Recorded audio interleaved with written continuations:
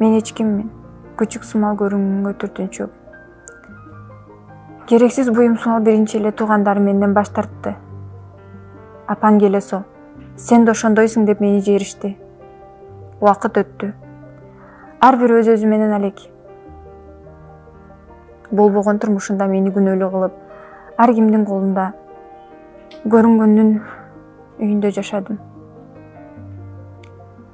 Апам болсо экинчи турмушун курду. Мен да апамдын бактысы үчүн сүйүнгөм. Бирок ар кайсы себеп менен өгөй атам апамды башка жака жумушка айдай баштады.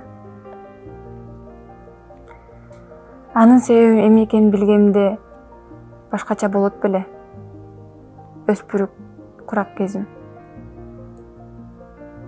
Апам сыртка чыгары менен мени өгөй атам биринчи жолу зордуктады.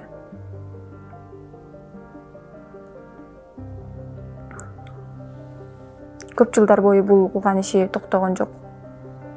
Эсимде, бир жолу бычак такап, эсиңде болсун байкуш, бирөө жарымга айтсаң, энеңди өлтүрөм деген сөзү кулагыма жаңырды. Канча жыл өтсө да, ал сөздөр кулагымда жаңырып келет. Дагы деле болсо, мен адамдарга ишенгенден корком.